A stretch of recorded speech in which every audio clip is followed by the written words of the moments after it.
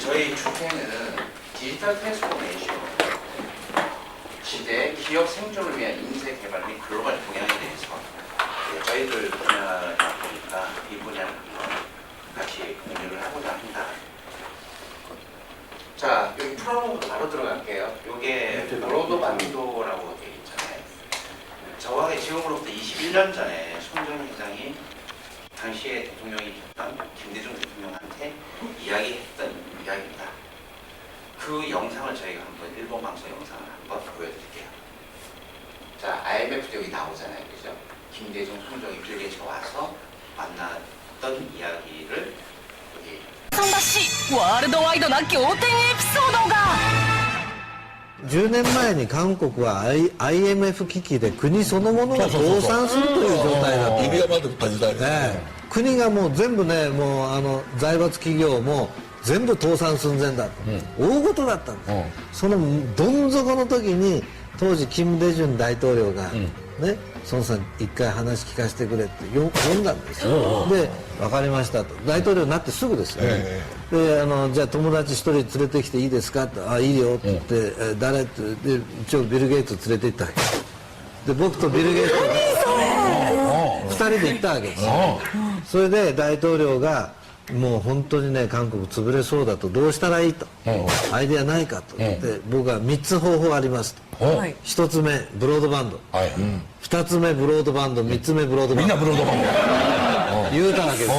よ、ビル・ゲイツさんあなたはどう思うんだって大統領に聞いた、彼が 100% 賛成だと、それでそうかと、君たち2人がこれだって言うならば、私はやると、大統領が言ったわけです。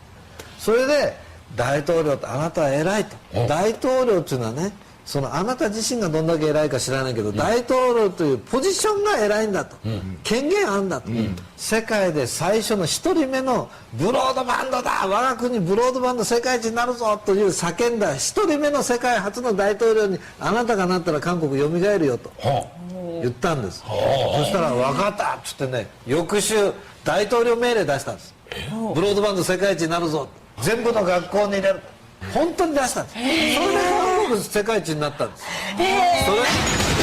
자, 이게 정확히 21년 전의 현실이었어요.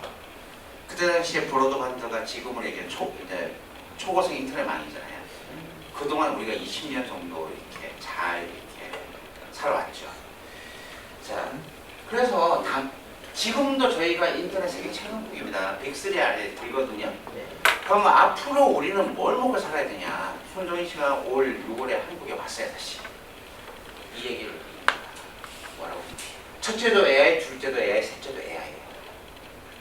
AI를 어떤 식으로 국가 정책에 반영을 하고 사회 전반에 확산시키지 않으면 살아남을 수 없다는 이야기입니다. 그래서 또 왜 AI냐? 라는 부분을 같이 한번 나누고자 합니다. 자, 여기 유발 하라리 이런 얘기를 해요. 워낙 유명한 역사학자니까 이제 새로운 고전이라고 하죠. 유발 하라리가 이야기를 했던 그 여기 보세요. 유기 생명체 시대, 좀 아날로그 시대는 끝났다는 거예요. 여기 무기 생명체라고 나오잖아요. 이게 바로 AI로 등장한 새로운 디지털 시대를 이야기하는 거예요. 이게 바로 호모데우스, 빅데이터로 구상을 한 호모데우스를 의미합니다. 유발 하라리 그런 얘기를 했고요. 그래서 올 4월에 삼성전자가 그 시스템 반도체 이제 발대식을 하죠, 아예. 그때 했을 때 여기 보세요. AP5C, CPU, GPU, NPU. 제가 기술 전문가는 아니지만 이걸 딱 보는 순간에 앞으로 삼성이 미래 먹거리를 뭘 하겠다는 게 보였어요. 이걸 이제 이 반도체를 갖고 결국은 삼성도 역시 AI로 가겠구나. 그래서 이제 D4를 보면 삼성이 어떤 식으로 AI를 디벨로핑을 해왔는지 같이 또 쉐어를 할게요. 그러면 도대체 디지털 트랜스포메이션이 뭐냐라고 했을 때 이겁니다. 정확하게 말씀드리면 디지털 기술을 사회 전반, 즉 현재까지 아날로그 사회를 혁신한다는 겁니다. 그래서 전통적인 사회 구조를 혁신한다는 겁니다. 즉 그러면 이 디지털 전환의 핵심은 기술로 끝나는 게 아니에요. 기술로 끝나는 게 아니고 모든 비즈니스에 접목을 시키는 거예요. 이 비즈니스에 접목을 시킬 수 있냐 없냐에 따라서 국가 경쟁력이 좌우되는 거예요. 그래서 이건 이제 영어로 돼 있잖아요. 똑같은 정의예요. 여기 디지털 테크놀로지를 휴먼 서사이티, 즉 아날로그, 현재까지 아날로그예요. 아날로그의 에스펙트, 모든 부분에 접목을 시켜야 된다라고 하는 겁니다. 그래서 시스코의 회장님께서 이런 이야기를 하시죠. 뉴 테크놀로지를 접목을 못 시키면 어떻게 된다? 최소 40%의 비즈니스 업체는 망할 거다. 이게 2016년도의 데이터예요. 자, 그리고 뭐 뱅가드라고 유명한 워낙 그 투자 펀딩에서 이런 얘기를 하죠. 1958년도에 미국의 업체가 S&P 지수로 봤을 때 몇 년을 그 평균 61년을 갔다 그래요. 근데 2011년도에는 몇 년? 18년. 현재는 몇 년? 몇 년이 아니고 몇 주? 2주. 그러니까 S&P 신용 등급을 매겼을 때 이 기업의 그 등급이 몇 주밖에 못 간다? 2주밖에 못 간다는 거예요. 워낙 빠르게 표시를 하니까. 그럼 도대체 한 이슈가 뭐냐? 자, 이 디지털 트랜스포메이션 한 이슈를 우리가 제대로 인지하는 게 중요합니다. 자, 이 사진을 보시면, 자, 여기가 어디일까요? 여기. 왼쪽 편에 있는 사진은 어디일까요? 오른쪽은 어디일까요? 자, 왼쪽 편에 있는 이 사진은 저희가 이 발췌한 출처에 따르면 바로 UC 버클리의 로스쿨 강의하는 곳입니다. 여기도 사람이 많죠, 그죠? 근데 여기는, 여기 보세요. 여기 2층에도 이 사람들이 있어요. 여기에도. 어마어마하죠, 이 복도까지. 이게 바로 무슨 수업이냐? 바로 UC 버클리의 데이터 사이언스 수업 시간이에요. 어마어마하죠. 워낙 이슈가 되다 보니까 디지털 트랜스포메이션에 대한 이슈는 이미 전 세계적인 대학 쪽으로 확산되고 있습니다. 그래서 챗봇, 저희가 작년에 이 IBM 콜센터, 이거를 AI 콜센터를 만드는 그 컨퍼런스에 갔을 때만 하더라도 당시에 이 정도까지 확산이 안 됐었는데 지금 현대카드 보세요. 현대카드는 대부분 챗봇이에요. 요즘 카드사, 특히 금융 쪽은 챗봇이 도입 안 되는 데가 없습니다. 보시면 현재까지는 데이터가 많이 쌓여있지 않기 때문에 그냥 기본적인 정보만 주는 수준인데 앞으로 2, 3년 이내에는 웬만한 콜센터 직원들은 다 이제 정리되고 될 거예요. 그래서 이 금융 쪽 보시면 지금 현재 은행의 비대면 업무가 한 90% 정도 영역을 확대가 됐습니다. 그래서 실질적으로 창구에 가보시면 젊은 세대가 많은 창구에 가면 사람들이 없어요. 그래서 요즘 은행이고 금융 쪽 다 구조조정 들어갔죠. 그럼 어디에 아직도 대기표 뽑아야 되죠? 예, 보통 50대 이상 되시는 분들이 많은데 그런 데는 아직 대기표를 뽑아야 되지만 근데 50대라고 무시하시면 안 돼요. 50대, 60대 이분들도요. 지금 워낙 이제 새로운 세컨 라이프를 사시기 위해서 디지털을 접목시키기 시작했어요. 예, 그분들도 받아내는 속도가 엄청 빠릅니다. 저희가 볼 때. 그러면 자, 2018년 당시 작년 데이터거든요. 2018년 당시에 여기에 이제 2019년 6월에 IBM 매일 경제 비즈니스 포럼을 직접 참석했을 때 그 데이터예요. 이게. 그러면 80%가 오늘날의 80%는 2018년 당시 80%는 그냥 인간 혼자 할 수 있는 그런 잡이었다면 2020년 이후는 어떻게 된다고요? 25%만이 인간 혼자입니다. 나머지 75%는 인간 플러스 AI 혹은 AI 혼자, 특히 AI 혼자가 몇 프로? 50%. 자, 그러면 앞으로 대규모 고용이 이루어질 수 있겠습니까? 거의 힘들다 보시면 돼요. 그래서 2019년도에 기업은 AI로 시작된 디지털 트랜스포메이션 원년이에요. 그래서 기업들 아마 컨퍼런스 다녀보시면 아시겠지만 전부 AI 때문에 머리 진지 싸매고 있어요. 자, 그래서 세계 100대 기업 있잖아요. 같이 2019년에 같이 있는 100대 기업에 보면 이 파란색 있죠. IT 기업으로만 알고 계시면 안 돼요. 전부 AI 플랫폼에서 모든 IT, ICT 세계적인 기업들은 이제 AI 플랫폼을 어떻게 장악하느냐에 모든 걸 다 쏟아붓고 있습니다. 그럼 왜 AI가 도입이 어려운가? IBM 2019년 조사인데 82%의 기업들이 AI 도입을 한대요. 근데 63% 보세요. AI를 운영할 수 있는 내부 인력이 없다. 그렇기 때문에 AI를 도입하기 힘들 거다라고 저희는 예상을 했었는데 올해 하반기부터 이 흐름을 깨기 시작하는 툴이 나오기 시작했어요. 깜짝깜짝 놀랐는데, 자, 그게 어떤 거냐? 바로 이제 구글 어시스턴스.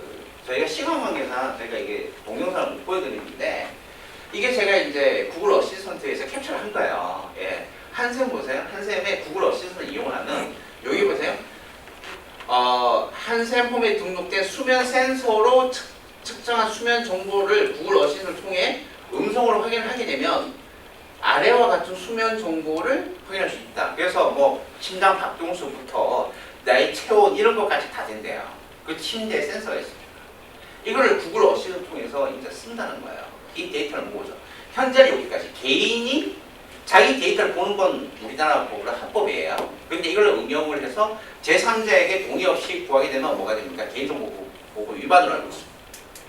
그래서 안 돼요. 하지만 현재 제가 좀 이따 보여드릴 영상에서는 미국 같은 경우는 다릅니다. 이 데이터를 적극적으로 활용해요. 자, 요거는 이제 웨이모라는 바로 뭐죠? 자율주행 택시입니다. 지금 애리조나에서 시범운행이나 정식 상업운행 들어갔어요. 저희가 볼 때 앞으로 2, 3년 이내에 우리 주위에 분명히 자율주행 택시가 나올 가능성이 높습니다. 자, 그래서 아마존도 마찬가지예요. 이 아마존의 AI HR 매니저가요. 아마존 같은 경우에는 HR 매니저가 이 사람을 채용을 해라 마라 결정한다. 지금 그런 시대예요. 네, 요거는 이제 우리 같이 있는, 죄송합니다. 같이 있는 최서연 대표가 갔다 온 아마존 고예요. AI 무인 슈퍼마켓. 어플리케이션 다운받죠? 딱 들어갑니다. 들어가서 이제 시애틀에 있거든요. 상품을 내가 고르잖아요. 나오기만 끝나요. 센서에 의해서 바로 어떻게 되죠? 그게 1시간 이내에 결제돼서 나옵니다. 그러니까 이제는 어떻게 돼요? 이제는 뭐 바코드 찍을 필요가 없는 거예요. 자, 그래서 애플의 시리. 자, 이제 우리가 말하는 인공지능 비서들이 이제 본격적으로 이제 등장을 하기 시작했는데, 마이크로소프트의 에이저, 그리고 IBM의 왓슨 밑에 제가 뭐라고 했죠? 오픈스케일. 앞으로의 파도는 오픈스케일이에요. 아까 말씀드렸죠. 왜 기업들이, 특히 중소기업들이 AI 도입이 어려운 이유가 있어요. AI 인력 몸값 장난 아니거든요. 그런데 이걸 알고 IBM부터 시작해서 이런 AI 플랫폼 회사들이 뭘 한다? 오픈 스케일이라는 걸 만들기 시작했어요. 만들어서 접목을 하는데 어떤 거냐면 아주 쉽게 설명드리면 요즘 홈페이지 정말 돈 들어서 만들지 않는 이상 요즘 어떻게 해요? 그냥 개인들이 템플릿으로 그냥 홈페이지 만들잖아요. 똑같습니다. AI 역시도 이제 템플릿 시대가 왔어요. 그게 바로 오픈 스케일이에요. 그러니까 보통 AI를 전문한 최소 3명의 인력이 필요하거든요. 전문 인력들이. 첫째, AI 프로그램 언어 전문가. 두 번째, UI, UX라는 그래픽 디자인. 셋째, 클라우드 서버 전문가. 3명은 최소 필요합니다. 그렇다면 요즘 안 그래도 최저임금 올랐는데 그거 감당하겠어 못하겠어요. 중소기업에서. 어렵습니다. 그거를 알고 지금 이제 이런 IBM부터 시작해서 저희가 만난 MS, 심지어 AWS까지 다 필요 없다. 너희들 데이터만 제공해. 그 다음은 알아서 하겠다라고 하는 게 오픈 스케일이에요. 그러면 이제 뭐가 중요하죠? AI 기술이 중요합니까? 아니요. 플랫폼 기업을 어떻게 활용할지가 더 중요합니다. 뭐 바로 만든 게 AI 센터예요. 2018년 작년에. 그래서 도대체 이분이 엄청나게 많이 돌아다녔거든요. 그래서 이 AI 플랫폼이 바로 빅스비라는 겁니다. 이 빅스비가 미국 현재 실리콘밸리에서 어떻게 작용을 하고 있냐면 영상을 한번 보여드릴게요. Say hi to the new Bixby, Samsung's intelligent assistant. Hi, Bixby. What's on my schedule this afternoon? You have one event scheduled today at 1 o'clock p.m. Meeting with Pattern Maker. Change this event time to 2 p.m. All set. I saved the event.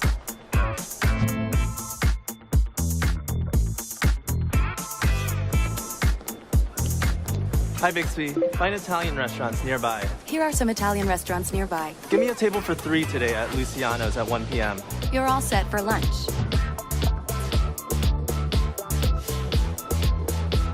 Hi, Bixby. Give me an Uber to work.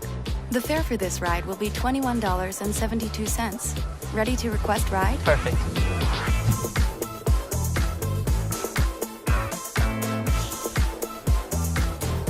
Hi, Bixby. It's run time. Okay, turning on Bluetooth.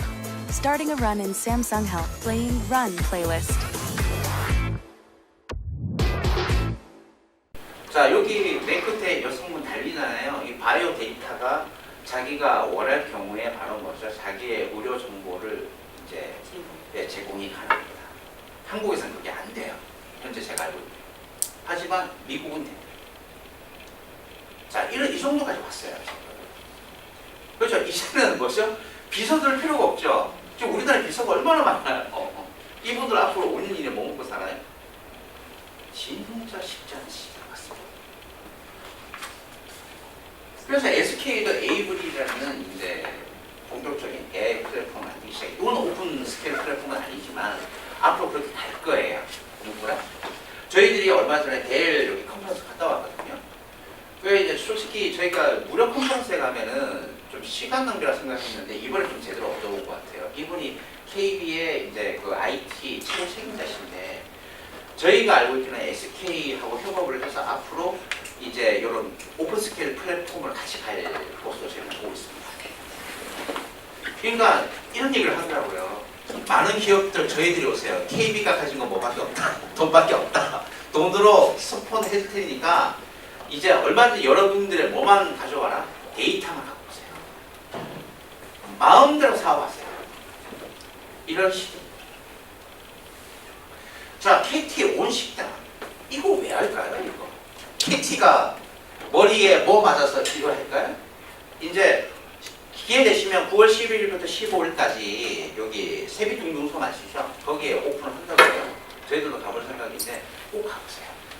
왜 KT가 온 식당을 할까요? 그냥 대부분 분들 이거는 로봇이 있어 좋아 이러는데 아니에요. 앞으로 미래는요.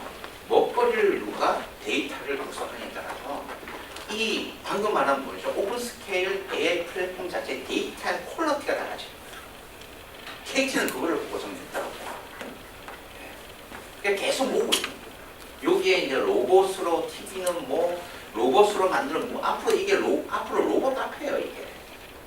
앞으로 모든 게 로봇이 된다는 얘기는 무슨 말이죠? 인공지능 전문이 되고 데이터를 모을 수 있다는 거죠. 사람이 하게 되면 데이터 모으기 쉽습니까? 어렵습니까? 어렵죠. 이제 세 개로 갈게요. AI로 시작이 된 디지털 트랜스포메이션 원년이에요.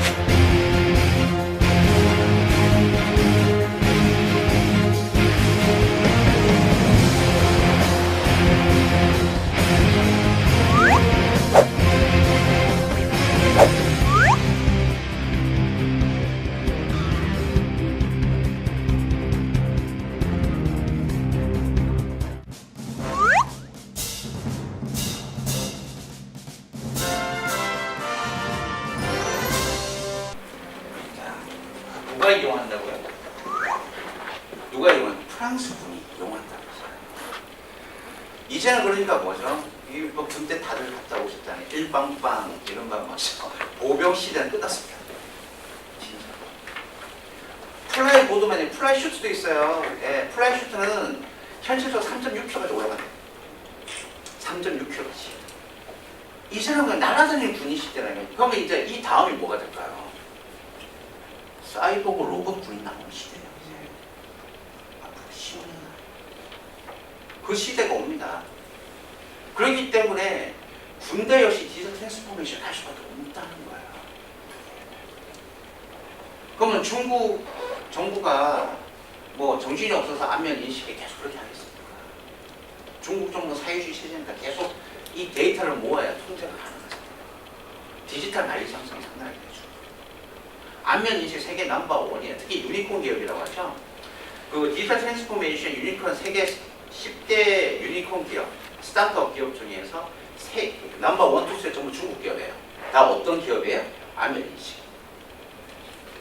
중국은 안면 인식에 몰빵을 하고 있습니다.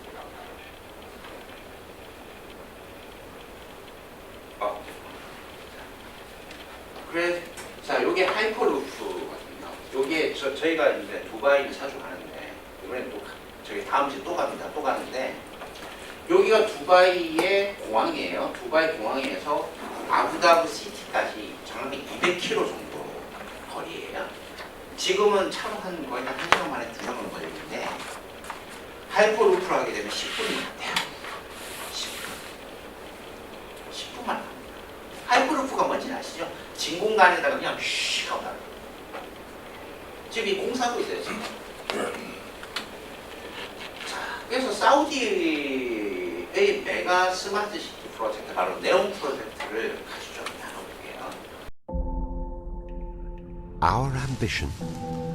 It starts with over 26,000 square kilometers of land, set in an ideal location where 3 continents meet, right at the heart of the world's transport, trade and telecoms routes. A place rich in natural resources with a generous climate.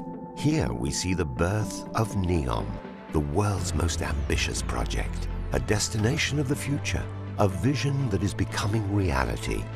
We see a chance to design a better way of life, with a blueprint for sustainable living. We see a place that will inspire new learning, create new industries and encourage enterprise, invention and ingenuity. A hive of creativity and a new home of culture. A roadmap for the future of civilization. We see a new way, a new era. We see NEOM. 요 영상은 2017년도에 처음 네옴이 나왔을 때 저희가 다운받은 거예요. 요즘 유튜브에서 거의 구하기 힘들어요. 이 영상. 이게 정말 이걸 세팅을 한 게 무서운 게, 제가 알고 있기로는 요걸 세팅을 한 분은 손정희로 알고 있거든요. 그런데 지금 현재 요 네옴에서 전 세계 주요 도시가 8시간이면 비행기로 날아갑니다. 그런데 앞으로는요, 10년 안에 홍해 옆에 딱 세계 중심에 딱 이거 만들어요. 그래서 요게 이제 네온 메가시티 프로젝트예요. 디지털 트랜스포메이션의 어찌됐건 새로운 끝판왕이에요. 앞으로 스마트 시티의 플랫폼의 규격, 세계 공통 규격을 누가 가져가냐? 앞으로 이 전쟁. 이게 국가 경쟁력을 잘. 모든 게 연결되죠. 뭐로? 인공지능. 그래서 이분이 왔잖아요, 그죠? 사우디 왕세자가 와가지고 당시 언론에서 10조 투자됐을 때 거기에 포커스를 맞췄는데, 이분이 온 이유는 딱 하나예요. 한국 기업들 기술이 좋잖아요. 와서 좀 여기 와서 기술 좀 해라. 우리가 얼마든지 스폰을 할 게 있습니다. 그래서 한국에 10조 일단 걸쳐놓고 간 거죠. 자, 그랬더니 올해 6월, 7월에 정말 어마어마한 건물들이 많이 왔어요. 그 중에 자, 손정인이 왔죠. 아까 언급해드렸고, 이분이 누구예요? 이스라엘 대통령이십니다. 부인이 한 달 전에 돌아가셨는데 한국에 오셨어요. 왜 오셨을까요? 다른 이유가 있겠지만, 저희가 판단할 때 세계 스마트 시티 표준 모델 대규모 AI 전쟁을 한국하고 코퍼레이션 하기 위해서 된 거예요. 이 전쟁은 지금 현재 보이지는 않지만 우리 앞에 일어나고 있어요. 그래서 세계는 지금 현재 디지털 트랜스포메이션 전쟁 중입니다. 그래서 앞으로 1%에 달하는 거대 부자가 될 거냐, 99%는 앞으로 먹고 살기 좀 막막한 시대가 와요, 진짜.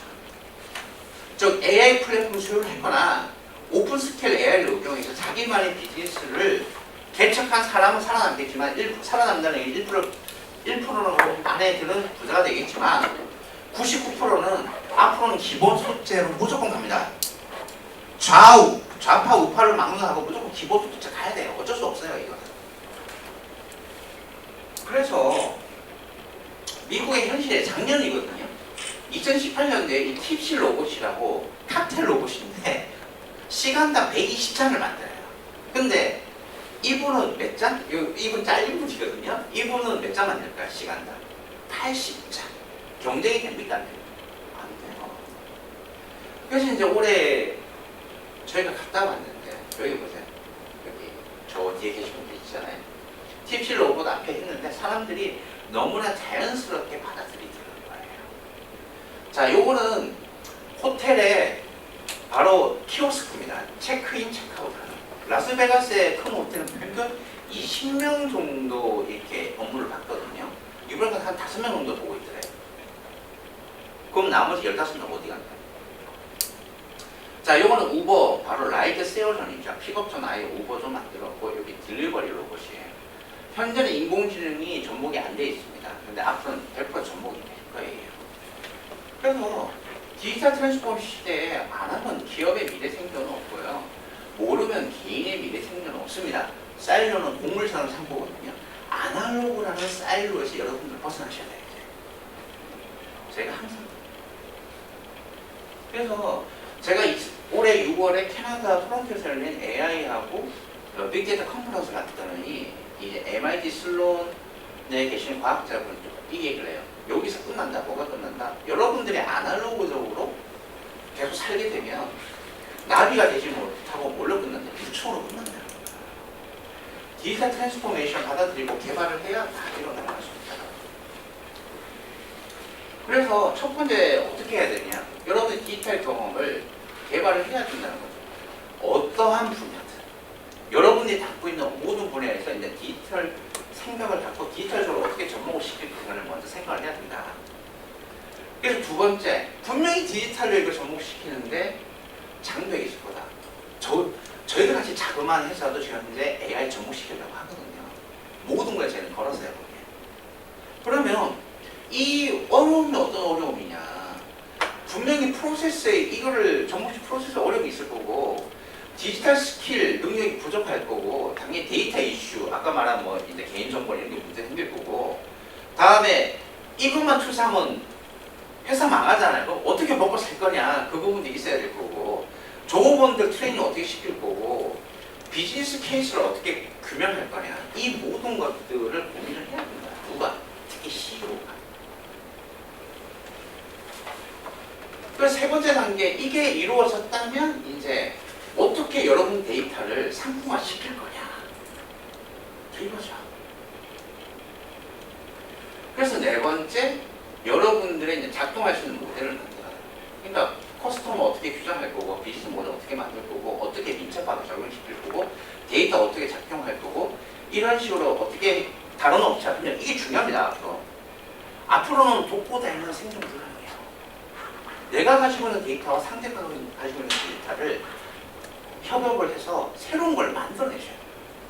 그러지 않으면 살아남아요. 아까 그래서 왜 KB가 돈 많은 KB가 SK하고 같이 SK도 물론 돈이 많지만 SK하고 협력을 하겠어요. 그러니까 이제는 합종 연행이에요. 그렇죠? 그런 시대에 왔습니다. 또 마인드셋이에요. 지금까지 아날로그적인 마인드셋으로 살아가면 이거 빨리 디지털로 바꿔줘요. 그래서 DT를 가능하게 하는 이유가 일단 제일 중요한 건 데이터예요. 아무리 인공지능이 많아도 우리 비즈니스 모델의 데이터를 분류하고 정제하지 않으면 사업할 수가 없습니다. 그걸 데이터를 했을 때 그 다음에 다 갖다 붙일 수 있다는 이런 거죠. 이게 이루어졌을 때 이제 이 여정이죠. 어떻게 비즈니스 여정. 자, 비즈니스 목표를 먼저 이게 철학을 정해놓고 데이터를 이제 탐색을 해야 되고요. 그 다음에 어떤 문제를 파악해서 이제 어떻게 하느냐. 데이터를 분석하고 준비를 해야죠. 그래서 데이터를 이제 어떻게 합니까? 나눠야 되겠죠. 이거 어떻게 나옵니까? 유효한 데이터. 그리고 쓸모없는 정보는 과감하게 버려야 되고 트레이닝 데이터를 트레이닝 해봐야 되고 테스트 데이터를 해서 이제 모델을 만든 다음에 테스트 모델을 거쳐서 이제 시스템, 바로 비즈니스 시스템을 만드는 거죠. 만들어서 이제 이걸 작동을 했을 때 어떤 문제가 있나 없냐 돌려보고 이게 괜찮고 반응이 좋으면 마케팅에서 반응이 좋으면 시장에 출시를 하면 됩니다. 그런데 아까 아까 말씀드렸지만 자그마한 기업에서 AI를 접목했을 때 이게 제일 문제가 기술자들은요 비즈니스를 몰라요. 모르는 분들이 많아요. 이 데이터를 줬을 때 이거 어떻게 활용해야 될지 모른단 말이에요. 그럼 시간이 늘어나겠죠. 그것 때문에 애를 먹는 거예요. 그런데 아까 말한 말은 뭐죠? 오픈 스케일 AI가 나오게 되면 바로 뭐죠? 그 부분 사람을 채용을 뭐 3명 채용하고 1명만 채용하고 나머지 CEO가 이렇게 갖다 붙여 라고 하면 훨씬 상품화가 빨라지겠죠. 그게 핵심입니다. 그래서 이걸 알고 있는 CEO들은 이제 미래의 인재를 뽑아야 됩니다. 그래서 현대자동차부터 시작해서 우리나라 기업들이 이제 신입 공채 없애고요. 상시 채용으로 바꾸기 시작했어요. 왜 그럴까요? 이걸 알고 있기 때문에. 자, 2015년 기업은 오픈 스케일 AI로 디지털 트랜스포메이션을 빌드업해야 됩니다. 저는 이 오픈 스케일을요, 제가 올 6월에 캐나다 토론토에 있는 이 컨퍼런스 갔었을 때요, 거기에 계신 분들 대부분 다 이해를 못, 내가 이런 의미에서 오픈 스케일 말을 저도 몰랐을 때예요. 이렇게 AI를 붙여야 되는데 이렇게 해줄 수 있는 기업이 있냐 했을 때, 당시 IBM의 캐나다 담당자도 제 말을 대국장대 애매모호하다 이렇게 얘기를 했단 말이에요. 근데 8월에 딱 되니까 이 오픈 스케일이 나오면서 합시다 이러더라고요. MS도 그런 얘기를 하고 IBM도 그런 얘기를 하고 AWS도 그런 얘기를 하기 시작했어요. 내년 되면 본격적으로 오픈 스케일로 갑니다. 그래서 2019년 기업은 인재 헌팅 경쟁 중이에요. IT 기업부터 아날로그 기업, 어떤 디지털 트랜스포메이션에 무장된 인재들을 이제 요구를 한다는 거죠. 그래서 기업 인재성 변화를 한번 볼게요. 90년대, 2000년대, 요즘에 1990년대 회사가 만든 시스템 속에 잘 녹아들면 됩니다. 시킨 대로 뭐 위에서 깔으면 깔고 시킨 대로 가면 돼요. 술 마시고 그죠? 밤새는 올빼미, 수산모, 복종과 아부. 네. 2000년대 지금 요즘 우리 대학생들 전문적 지식, 영어 능력 스파사잖아요, 그죠? 네. 자신력의 최고의 전문을 가진 인재 경우는 높은 학벌, 자격증, 관련 인턴, 언어 능력 지금도 이러고 있어요. 네. 근데 기업 입장에서는 이거 뽑아봐야 답이 없는 거예요. 뭐 어떻게 가야 되냐? 이겁니다. 창의성, 통유형, 큰 그림 그릴 줄 알아야 돼요. 그리고 다양한 지식과 경험, 디지털 능력이에요. 저희들은 해외로 학생들을 많이 보내거든요. 해외의 탑 학교들은 이러한 인재를 이제 뽑기 시작했어요. 지금 어떻게 특히 너 어떠한 다양한 지식과 경험이 있나 이거를 어필을 해야 됩니다. 안 하면 그런 탑 스쿨에서 들어가기 어려워지죠. 특히 제일 중요한 게 뭐죠? 직관 능력입니다. 콘텐츠 제작 능력, DT라고 하는 디지털 능력을 이 세 가지를 어떻게 콜래보레이션을 가지고 있냐를 천천히. 그래서 이분이 이제 CD 개발자시거든요. 이분은 이제 SK의 김준호 사장님이신데, 이분은 AI 전문가세요. 근데 AI 서비스를 개발할 때 이 기술이 어떤 문제를 해결하고 어디에 적용할 수 있냐. 제가 했던 얘기를 그대로 얘기하고 있잖아요. 그죠? 저희들이 이런 얘기를 아무리 해도 안 되더라고. 올 6월까지는 어려웠는데 올 8월부터 기업들이 이해를 하기 시작했어요. 요분은 그 영국의 유명한 런던 비즈니스 스쿨의 교수님이고 서울대 교수님이신데 여기 이제 저희 신문사에서 같이 해온 건데, 자, 인공지능은 매뉴얼하고 인지, 감정으로 가는데 현재까지 인지까지 왔어요. AI가. 이제 오픈 스케일로 계속해서 데이터가 모이잖아요. 어떻게 되는 거예요? 이 앞으로 오픈 스케일 되게 되면 딥러닝에서 이제 뭐로 넘어간다? 바로 감정으로 이제 AI를 합니다. 인간의 영역이라 할 수 있는 감성적인 부분도 제가 2025년 정도면 웬만하면 구현되지 않을까 생각하고 있어요. 그래서 이제 뭐라고 나오냐? 간호사, 교사 등, 자, 앞으로 살 수 있지 않은 직업은 두 부류를 분류했어요. 간호사, 교사 등 인간관계 상호작용을 기반으로 하는, 그러니까 분명히 뭐라고 했죠? 인간관계 상호작용, 즉 지식을 전달하는 교사 필요 없습니다. 아이들하고 소통 잘하고 고민 잘 들어주고 이거 해결해주고 하는 교사는 필요합니다. 간호사도 똑같죠. 주사 잘 놓는 간호사는 필요 없어요. 어떤 간호사가 필요하죠? 그 환자 이렇게 왔을 때 그 정서적으로 안정을 시켜주는 그런 간호사가 필요합니다. 근데 이쪽은 특별히 AI하고 상관이 없어요. 그런데 최고 경영자, 기업 고문, 예술가, 디자이너, 인간 판단력 창의력, AI를 활용을 해서 인간 판단력 창의력을 빌드업을 할 수 있는 이쪽 굴은 아까 말한 1% 안에 들어가는 굴입니다. 그럼 앞으로 어떻죠? 회계사, 트럭, 운전사, 제조 생산직, 중간 임금 직업은 사라질 것이다. 저걸 얘기합시다. 이 두 분이 얘기한 겁니다. 자, 그래서 삼성전자의 본현 회장님이 그런 얘기를 해요. 이게 그 포스텍이라는 포항공과대에 가셔가지고 강연을 했던 내용을 머니투데이에서 독점을 갖고 온 건데, 기술자와 신사업을 경영할 수 있는 경영자를 매칭하는 것이다. 그러면 AI에 관심을 갖는데 AI가 많은 분야가 있다. AI에서 세부 분야를 뭐라고 해야 된다고요? 집중. 그러니까 뭐라고 했어요? 오픈 스케일로 가야 된다는 거예요. 이분이 인터뷰하실 때 오픈 스케일이라는 말이 나오기 전입니다. 그래서 미래를 준비하려면 생각할 시간이 필요한데 우리나라 리더들은 대부분 뭐죠? 불필요한 회의나 갈등으로 사용하니까 이게 참 힘드시다고 얘기를 하세요. 자, 그래서 다보스 프로에서 얘기한 2016년도에 얘기한 2020년의 요구는 핵심 직무 능력이에요. 전부 복잡한 문제 풀기부터 육체 능력을 빼놓고요. 콘텐츠 기술까지 오픈 스케일을 어떻게 비즈니스화 시킬 수 있는 능력을 갖출 것이냐를 보고 있습니다. 그러면 디지털 트랜스포메이션 시대에 앞으로는 공유 경제로 갑니다. 공유 경제가 도입했을 때 부동산이 지금처럼 유지가 되겠습니까? 아니면 기존의 시스템이 그대로 유지가 될 수 있겠습니까? 공유 경제라는 거 말 그대로 뭐죠? 모든 걸 실현하는 거예요. 그러면 이렇게 사고 유연성이 가장 중요한데요. 이 사고 유연성을 가지고 AI를 활용해서 어떻게 이런 분야에 접목을 시킬 거냐를 이제는 파야 됩니다. 그러려면 엄청난 경험도 필요하고 많은 정보도 있어야 되겠죠. 그리고 능력이 되면 특히 젊은 친구들은 디지털 기술을 갖고 있으면 것이 좋죠. 그래서 AI를 배우고 컴퓨터 프로그래밍을 배우는 거예요. 그 친구들은 자기들이 바로 개발을 할 수 있으면 AI에 접목시킬 수 있는 뭔가를 개발할 수 있는 능력을 갖추면 훨씬 저희도 그래요. 저희들은 컴퓨터 프로그래밍 전문가는 아닙니다. 미리 말씀드리는데. 하지만 어떻게 이런 걸 응용을 하고 적용을 할지에 대해서는 저희들이 잘 알고 있어요. 그래서 이건 실제 저희들이 컨설팅 했던 그 분들이에요. 이게 대표적인 아날로그적인 작업인데 트랜스포메이션 이렇게 바꿔야 된다. 저희가 이게 작년까지 데이터예요. 올해는 또 바뀌거든요. 그래서 특히 AI 온라인 플랫폼이라고 제가 얘기를 했잖아요. 어떻게 교육적으로 학원장님 오셨을 때 이거 당신 교육적으로 고민을 해라. 근데 그때 당시엔 저희들이 그냥 AI 접목시키세요. 고민하세요. 정도밖에 못 해드렸다니까요. 오픈 스케일이 안 나왔으니까. 근데 지금은 어떻게 해요? 오픈 스케일로 적용시키세요. 그냥 데이터만 모으세요라고 얘기를 합니다. 그럼 미래형 인재가 될 수 있는 방법은 뭘까?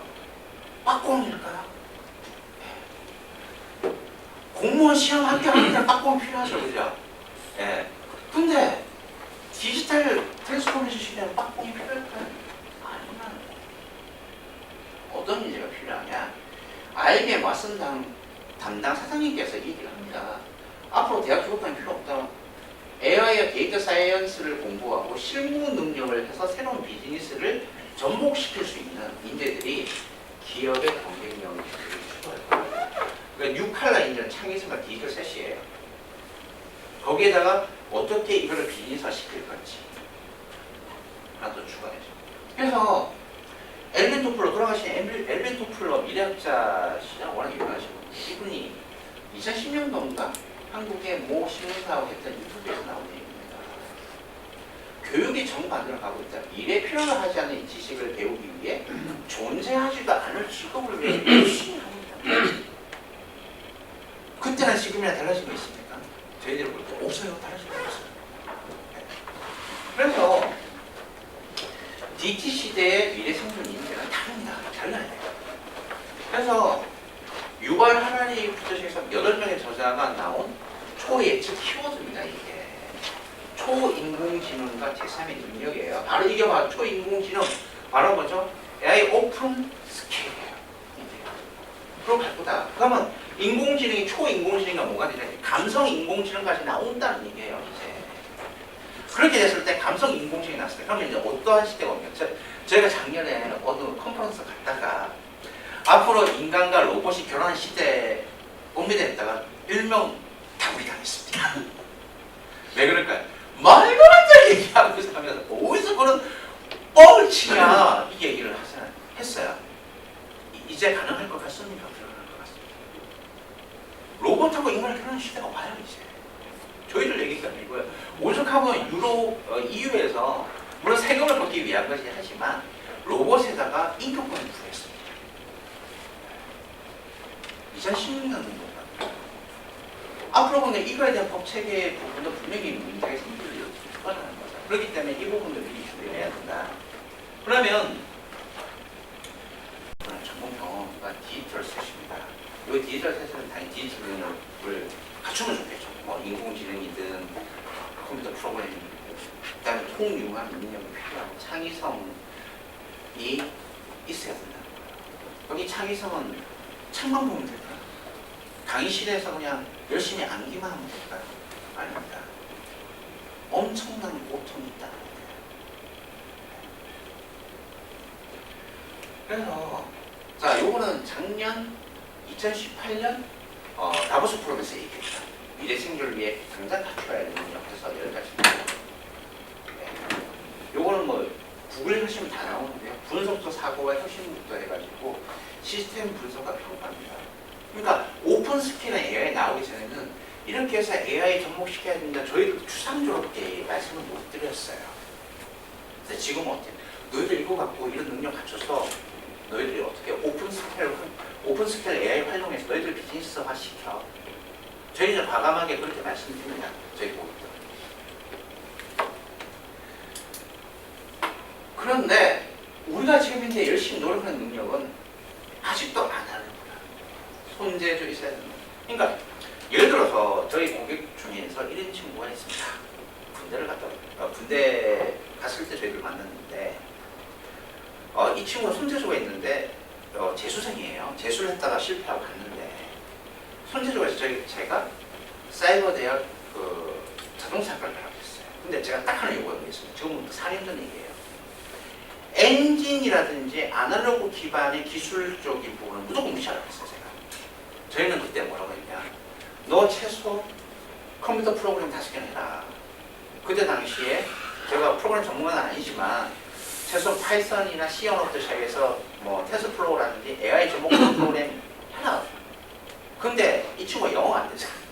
그래서 런던으로 어학연수 보냈어요. 갔다 와서 영어가 되기 시작하니까 IT 기업에서 본인이 1년 정도 실무를 쌓고 스카우트제가 들어온 거예요. 한국의 모 대기업에서. 근데 이 친구는 과감하게 그거를 제끼고 지금 스페인에 있는 실리콘밸리 사업가들이 만든 대학을 갔습니다. IT 전문 대학.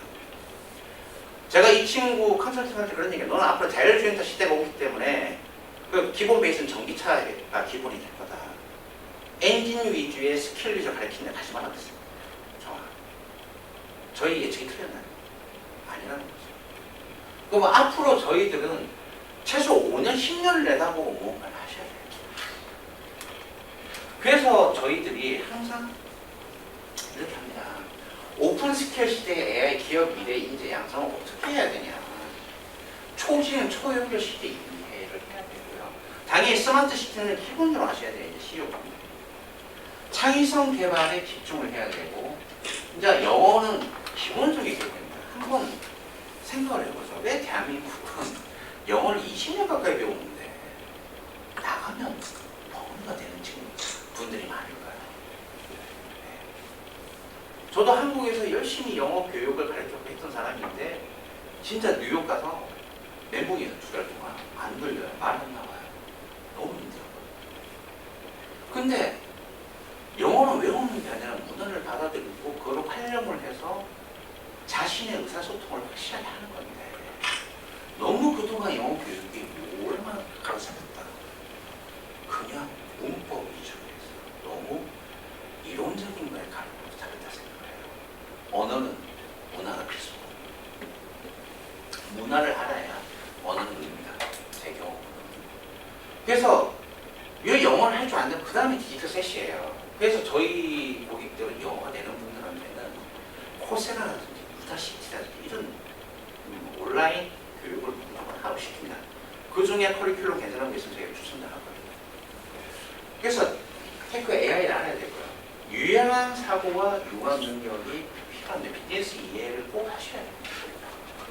그래서 인재 발굴 개발은 기업 HR 부서의 숙제입니다. 요즘 저희들한테 대기업 HR 부서뿐만 아니라 방송국부터 시작해서 어떻게 저희들 블로그를 보고 많이들 연락이 오셔서 상담을 해보잖아요. 이분들이 너무나 많이 힘들었어요. 기업 교육을 바꿔야 되는데 어떻게 바꿀 수 있는 방법이 없다. 왜 그럴까요? 아날로그 사고를 가진 사람은 디지털화로 바꾸는데 엄청나게 많은 거예요. 시간, 돈, 비용도 듭니다. 근데 대한민국의 사회 환경이 바뀌지 않으면 말짱도로 부를게요. 제가 말씀드리는데 저희들 다음 주에 유럽 가거든요. 저희도 힘들어요. 나가면 거의 한 16일 정도 돌고 오는데 나가잖아요. 진짜 무섭습니다. 이 따라 붙는 속도가 장난 아니에요. 조금이나 저희들이 생각 잘못해버리면 저희들 후진국이 일어나요. 왜요? 방금 말한 지금 제가 작년에 에스토니아 갔었을 때 에스토니아는 잘 아시겠지만 워낙 이쪽 분야에 뛰어나잖아요.